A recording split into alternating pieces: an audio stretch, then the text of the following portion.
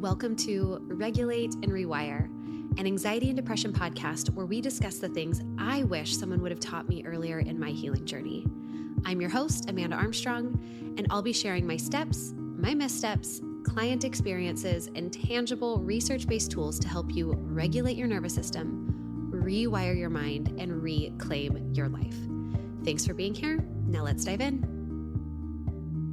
Hey friend, welcome back. Last week I talked to the overachievers, the go-getters, the high-functioning anxietiers, whatever identity fit them best, the ones who use overwhelm as their barometer. And if you are nodding along like, yeah, that's me, go listen to the last episode first. But as I was recording that, I knew that I was only telling half the story. So today's conversation is more directed to those of you who had a different reaction to last week's conversation. Maybe you were listening and thinking, wow, must be nice to have the energy to overcommit. I can barely get out of bed. Or I wish my problem was doing too much. My problem is I can't seem to do anything at all. You might have heard me at the end and thought, doing less, friend? I am already doing the bare minimum. I am feeling so stuck and low energied. Maybe your inner dialogue isn't oh yeah, I can take on more. Maybe your internal dialogue sounds more like, why even try? I'm probably going to fail anyways. I don't have what it takes. Everyone else seems to manage. What's wrong with me? Just that narrative. And I've lived there too. So if last week's episode maybe made you feel worse about yourself, like you are failing at both ends of the spectrum, you can't overachieve and you can't even get the basics done, today's conversation holds a lot of compassion and hopefully some support for you. Because here's the thing, sometimes self-discipline is self-care. Last week, we had a conversation around maybe it wasn't about self-discipline. And today is going to be a really compassionate conversation around maybe for some of us it is. Sometimes the self-discipline is self-care. Sometimes the kindest thing that you can do for your nervous system is to gently, lovingly push yourself to do the thing you don't feel like doing. Let's for a minute talk about the, if you will, physics. Maybe we'll call this the physics of shutdown or the physics of depression. There is a physics principle that I think can apply pretty well to our nervous system. And it is that objects in motion stay in motion and objects at rest stay at rest. When you are in a shutdown state, when you are frozen or collapsed, your physiology is literally working to keep you there.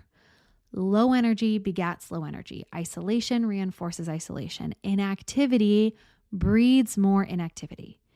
And this is not some character flaw or laziness. This is rooted in our biology. When your nervous system is in a shutdown state, freeze, or even a fawn state, your body is conserving energy for survival. Your metabolism slows. Your motivation centers go offline. Your capacity for pleasure diminishes. Everything in your body is saying, stay still, stay safe, do less, don't move. And I think the cruel irony is that the very things that would help, movement, connection, sunlight, routine, feel impossible precisely when you need them the most. A friend of mine who is also in the wellness and mental health space often says something that I think about pretty frequently. And he says, exercise might not be an antidepressant, but not exercising is definitely a depressant. So sit with that for a moment. It's not that going for a run will cure your depression, although there's definitely some research supporting that it might be helpful.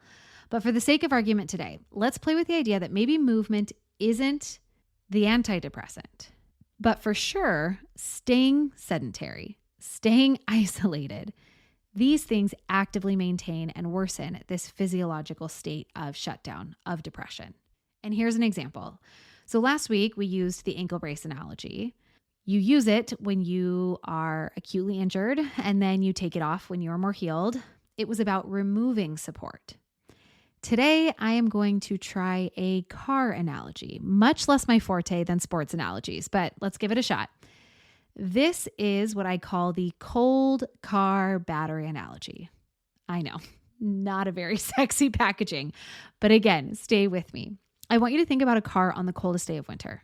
The battery is not broken. The engine isn't gone, broken. But it's so cold, it's so depleted that when you turn the key, all you get is that click, click, click, click, click, click, click of a system that doesn't have the energy to turn over. It doesn't matter how much you want the car to start. It doesn't matter if you yell at the car or shame the car for being lazy or worthless. It simply, in those conditions, doesn't have the activation energy. So what does it need? It needs a jump start. It needs an external, deliberate, active source of energy to get the engine to turn over just once. And that initial jump is what I'll package for today's conversation as self-discipline, not as a punishment, but as a necessary intervention, as a necessary, deliberate source of activation to get your internal engine to turn over, to start just once. And here is the magic. Once the engine turns over, that car's own alternator kicks in and it starts to recharge its own battery. Do you see where I'm taking this yet? Maybe, maybe not. Let's keep walking down this analogy together. So what if we are the car? When we are deep in that shutdown state, we are like a cold battery. We cannot wait for motivation to strike. Motivation is that alternator. It only kicks in after the engine is running. So discipline is the jump start. It is the act of self-care that provides that initial spark to get your system back online. Okay, if that analogy didn't land, let me kind of paint this with a picture that might feel a little bit more familiar. So let's say you wake up, you're already exhausted. The thought of your to-do list makes you want to cry. So you turn on Netflix and you're like, just one episode to ease into my Saturday. 6 hours later, you're still on the couch. You have watched an entire season of something that you won't even remember next week. You feel worse than when you started because now you're guilty, you're ashamed, you're more behind, you have less time to do just as much stuff. And somehow you actually even feel more exhausted despite doing literally nothing. Now remember, last week when I said maybe there's no bad habits, only self-protective strategies, self-protective behaviors. I still believe that's true. That Netflix binge is protecting you from something, probably from the overwhelming feeling that you can't handle your life or your to-do list. But here is the distinction. Some protective strategies create energy and some deplete us further.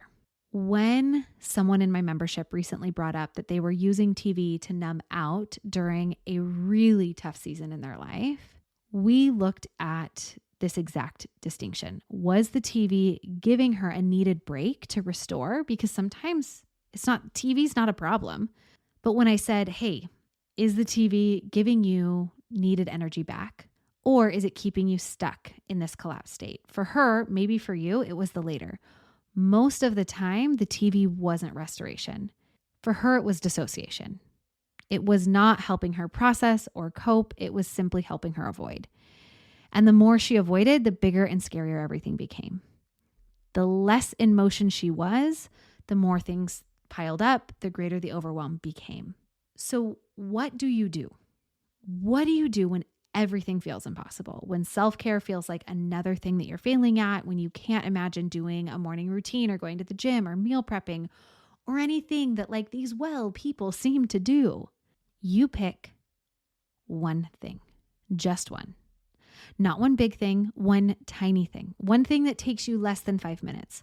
One thing that moves you even 1% up that nervous system ladder from shutdown towards regulation.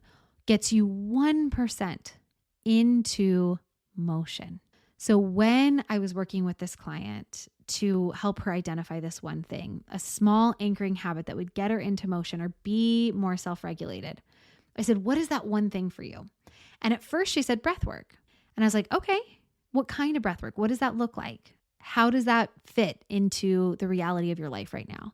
And as we unpacked it a little bit further, she actually admitted that she'll often put on a long breathwork session, and at the end of it, she doesn't feel restored. She put it together that she was just swapping out numbing with TV for numbing with breathwork. And so while breathwork is something many of my members often use as a tool for regulation, for her, it wasn't the right fit for what she was trying to get out of some tiny micro practice of self-care that she could choose or opt into in a really tough season. There are no, this is just a plug for just a reminder, there's no universal tools or suggestions. You've got to find what's right for you and what's right for you right now. So we pivoted. We had a couple other conversations, and she identified that actually for right now, what felt manageable, what felt possible for her was to go outside. On a good day, that was going to be to go outside and go for a 5-minute walk. On a not so great day, it was just going to be to go outside and sit on her porch. And she's not doing these things necessarily to feel better or to process, but just to help shift her body from rest, from sedentary, from stuck, to putting her into motion. And let's just see what comes next. Again, because of the physics of shutdown. Stillness begets more stillness. Motion begets more motion. So maybe for you, your one thing could be opening your curtains when you wake up, a 3-minute shower, go to your mailbox, 10 jumping jacks, text a friend, make your bed, drink a full glass of water. The specific thing matters less than the fact that it just needs to be something that creates even a tiny bit of energy rather than depleting it. And that it's something you can do consistently, especially if you don't feel like it. It is the one thing to get you into some measure of motion. So again, if you are feeling more in the stuck place, what could be your anchor habit, your one thing that is so small, so manageable that even on your worst days, you still be like, yeah, okay, fine. Like I can do it. It's 2 minutes. I can do it. Because doing this consistently proves to your nervous system that movement is possible, that there's choice, that you're still here, you're still fighting, even if it feels like the tiniest fight. And when choosing this one thing or starting to get into motion with healing habits or behaviors, so many of us, especially when we're in a low energy state, fall into what I sometimes call the motivation trap. We tell ourselves, oh, well, I'll go for that walk when I feel less depressed, or I'll clean the kitchen when I have more energy. I'll start to journal when I feel more inspired. We are waiting to feel like doing the thing before we do the thing. But for a nervous system in shutdown, that feeling is not coming. The very nature of that state, again, is to conserve energy, to prevent action. It is your body's ancient protective mechanism to play dead and wait for the threat to pass. The problem is, in our modern world, the quote, like threat is often chronic stress. It's often old trauma, overwhelming emotions, things that are not passing. They're there and they're kind of staying there. So we sit on the couch and we wait for motivation. Meanwhile, the lack of action is making us feel worse. Scroll on our phones, which numbs us for a minute, but also drains our battery, our dopamine even more. And then we feel shame for wasting the day, which sends us deeper into freeze. So again, this loop of I'm stuck, I'm waiting for motivation, no motivation comes, therefore there's inaction, then there's shame about the inaction, and then there's more stuckness. And the only way to break that cycle is to accept that motivation will be the result, not the prerequisite. Motivation will be the result of you stepping into that tiny thing. It cannot be the prerequisite for you to step into that tiny thing. We have to gently and with as much self-compassion as we can possibly muster, provide that jumpstart to our system. And another thought that I had is, in general, I think some of us are resistant to the term self-discipline.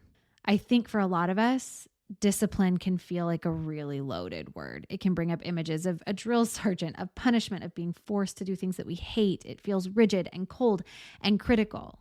If you grew up with critical parents or in a punitive environment, discipline might feel like the opposite of self-care. It might feel more like a voice of your inner critic. And so I want to maybe offer a reclamation of that word or rebranding, if you will. What if we reframe discipline as devotion? When you are in a state of shutdown, discipline is not a drill sergeant yelling, "Get up, you lazy slob, you suck." What if discipline is actually this really loving internal part, internal parent maybe one you didn't have, gently taking you by the hand and saying, I know you're exhausted. I know it feels impossible. Your feelings are 100% valid. And we are still going to do one small thing together because you deserve to feel better. Discipline as devotion is putting on your shoes. You don't even have to go for the walk. Just put on your shoes. Discipline as devotion is opening up the journal. Don't write a masterpiece. Simply write down, I don't know what to write, but I'm here. Discipline as devotion to yourself, to your healing, is putting one dish in the dishwasher and then just see what happens after that one dish. Discipline as devotion is sitting up on the couch some days instead of lying down. This is not about tough love. It is about tender action. It is about sending a new message to your nervous system. Every time you stay on the couch, your nervous system gets the message of, see, we're not safe. We can't move. We're trapped. Look at us staying alive, not doing the things. And every time you take one tiny devoted action, you send a new message. Look, we did a small thing and we're okay. We're safe. We can move. And this is how we quite literally rewire the pattern. We are proving to our bodies one 5-minute action at a time that it is safe to be mobilized, that it is safe to be present and engaged with our lives. And then as you start to come out of freeze or shut down a little bit more, you can look for other ways to bring more motion in. Again, giving yourself permission to start small. And I'll share one more client example. I had a client in the membership who was deep in depression. And they wanted to get back to the gym. They identified that when I was moving my body, when I was going to the gym consistently, they also worked from home. So the gym was a place where they got human interaction and exercise. But in this season, they just couldn't. The idea of the gym was so overwhelming.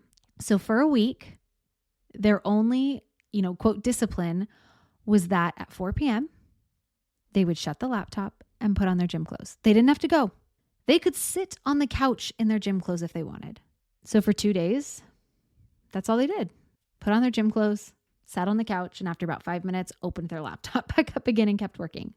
Then I think it was on day 3 or 4, they said, well, I'm already dressed. I'm just gonna get in my car. I'm gonna get in my car and I'm gonna see how far I get. And they got to the parking lot. And then they sat in the parking lot for about 10 minutes. They listened to some music and then they drove home. And for some of you might be like, I don't get it. I don't get it. How come you didn't just get out of your car? You were already there.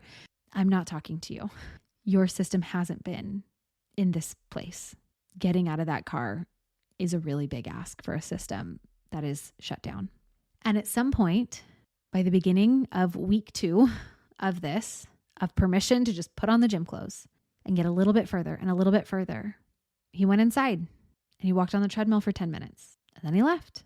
And he used gentle, devoted discipline to provide the jump start. He didn't wait until he felt like going to the gym. He took action so that he could eventually feel better, so that maybe eventually he would want to go to the gym again. And he did, and he's there. And those tiny steps were what was necessary to help pull him out of what often feels like this deep, dark hole that sometimes you just get comfortable sitting at the bottom of. So bringing together these 2 episodes, last week's talking to kind of the high achiever system stuck on, and this week's talking to those of you whose system is a little bit more stuck in an off position. Self-discipline or self-devotion, it's going to look different. For the overachievers, discipline often means doing less. It means saying no. It means resting when your body says, oh, we could push through, we could take on more. And then for those of you stuck in shutdown, discipline might mean doing more. It means saying yes to the shower when your brain says, what's the point? It means putting on shoes when everything in you just wants to stay in your pajamas. This isn't about pushing through or bootstrapping any kind of toxic positivity nonsense. This is about understanding that when you are stuck at the bottom of your nervous system ladder, you need something different. You need a different kind of physiological shift. The overactivated person needs to learn to rest, and the shutdown person needs to learn to move. Both require discipline or devotion. Both are self-care. And the work is to get honest and to ask yourself, am I avoiding rest and calling it productivity, last week's conversation? Or am I avoiding life and calling it rest? Maybe for some of you today. So if you are in that cold, stuck, shut down place, here is your practice for the week. I don't want you to do less, like I said last week. I actually want you to do one more. One 1 minute, 5 minute thing. And what resonated with a client recently was to call it their 5 minute win. What is the one thing, a self-care habit, a household task, a connection that you've been avoiding? What could your 5 minute win be? And on the days that feel slow and low, maybe you have that post-it note sitting on your nightstand, sitting on your fridge, sitting where you can see it. What's my 5 minute win today? That's it. That's your only job. All right. Today's 3 takeaways. Number 1, for a shutdown system, discipline is self-care. Last week, I said discipline is the courage to do less. This week, for an under-functioning state, discipline is the self-loving, devoted act of gentle activation. And number 2 is that motivation is the result of this, not the prerequisite for it. We're never going to feel like it. You are the cold car battery. You need a jump start. Discipline is the loving act of providing that jump start, especially when you don't feel like it. And this 3rd takeaway was this reframing of discipline as devotion, not as a drill sergeant, but as a loving parent, a loving part that says, hey, I know, and I'm going to take your hand and we're going to let it be hard and we're going to do it anyways. And if you have a hard time being or doing that for yourself, that is the kind of community that you find inside regulated living. That is the heart-centered support that you find in Restore, working one-on-one with our coaches, is that we get to be in the place of saying, I know, it makes sense where you are, and take my hand. We're going to take one step in a helpful direction. One step, one loving, self-compassionate step towards more regulated living. And if that is something that you need, I would love to hear from you. Ask me your questions, set up a discovery call. My promise is that it's always pressure-free. I get to hear what you're struggling with. I get to offer some support in that moment. You get to ask all your questions about our coaching and see if it's the right fit. And I never ask you to give me an answer on that call. So if you're feeling at all resonant with this approach to healing anxiety or depression, I'd love to hear from you. And until next time, friends, I am sending so much hope and healing your way. Thanks for listening to another episode of the Regulate and Rewire podcast. If you enjoyed what you heard today, please subscribe and leave a 5-star review to help us get these powerful tools out to even more people who need them. And if you yourself are looking for more personalized support in applying what you've learned today, consider joining me inside Rise, my monthly mental health membership and nervous system healing space, or apply for our one-on-one anxiety and depression coaching program, Restore. I've shared a link for more information to both in the show notes. Again, thanks so much for being here, and I'll see you next time.